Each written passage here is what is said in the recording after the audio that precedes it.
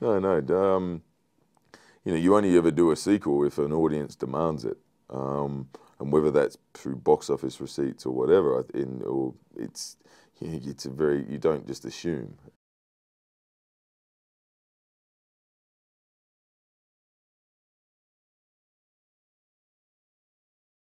Absolutely, and I've been very vocal about that. You know, in the first one, I think Perseus is a conduit for the action.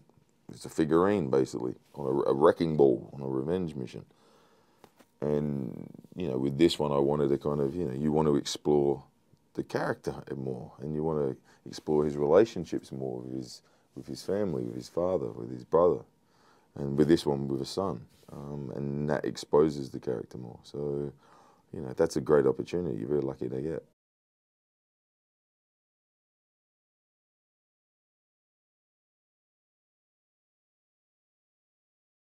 It's a dysfunctional family who just happen to be the god of gods and the god of war and the god of the underworld, and a demigod. And I think that's what's great about this movie is that that was for us, for Liam, myself, Jonathan, a primary focus of the reason why we wanted to come back, to explore those dynamics.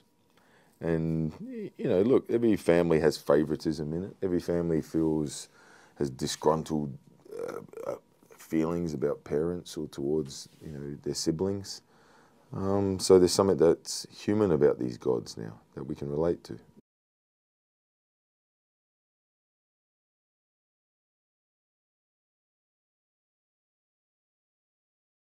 Because someone in the room said Perseus is going to be Luke Skywalker, and he said, well, actually, I want Perseus to be Han Solo. I thought that was freaking cool. Yeah.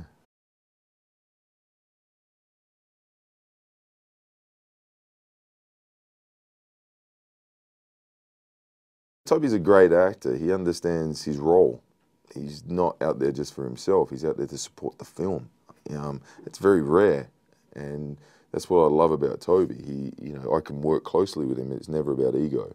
It was just about what are the dynamics between Perseus and Agenor, and how do we make this ping for an audience, you know, to use a word that I like to throw around. How do we make it fun for an audience? So a lot of the lines that me and Agenor have, we just made up ourselves.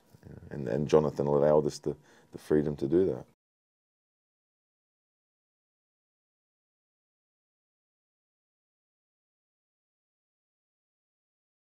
Bill Nye brings his own weird and wacky take on it. That wasn't on the page. That's his Bill coming in and going, this is what I want to deliver. And as I said, with Toby, it was me, Toby, and Jonathan would rework that script, because you're living these characters for 5 months, you're in the world for 5 months, and you know it's very rare that you get that opportunity, and the best directors have the confidence to let you.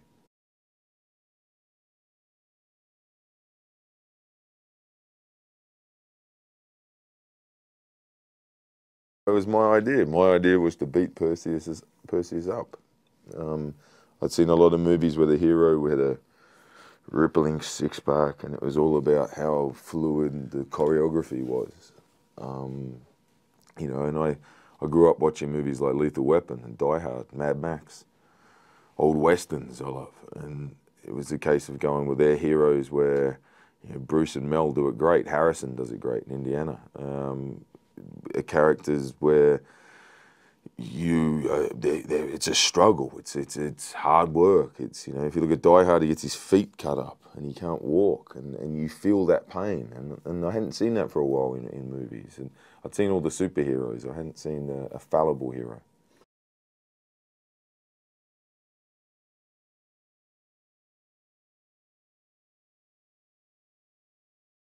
We needed a girl with spunk, is what we needed. We needed a girl that you would believe could be a leader. Um, Maybe not necessarily a warrior, because I don't believe she's an absolute warrior. I believe she's learning. She's learning a responsibility as a leader in this movie. And Rosamund had all the correct attributes.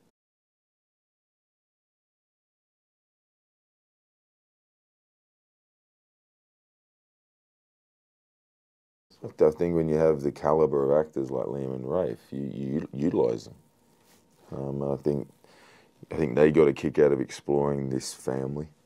I think they, you know, got to sink their teeth into these characters and into the material a bit better than they maybe had the opportunity to do on the first one. And as an actor, you know, it's a masterclass when I'm watching them.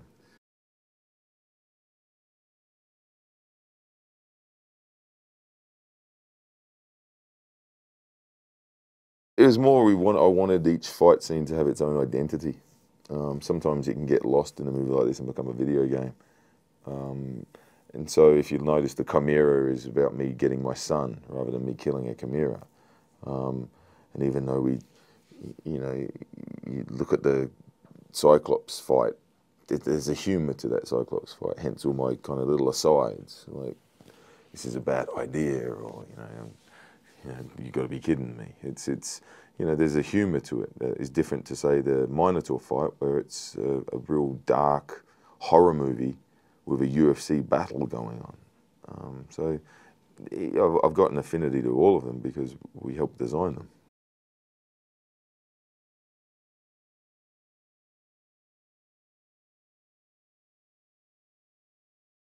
You detail it. You detail whatever's not there. So, look, it's not just a case of here's a tennis ball the size of a Cyclops. I'm not going to have that. I would rather the special effects team come on board, Jonathan comes aboard, and we call time out and we detail what this Cyclops actually is going to do. Because there's other facets other than just the size of it. There's a great moment where the Cyclops screams, and I put my head to my ears because it's like a massive foghorn. Well, that's not in the script. That's just because I said, wouldn't this thing be yelling? And if it's that big, wouldn't it be loud? So now it helps me design my reactions. It's like the winged horse hitting me. That wasn't in the script, something I threw in because I thought it would be something to define the horse. And I think that's it. All it is detail. Detail what's not there what's in your imagination, and it enhances each scene.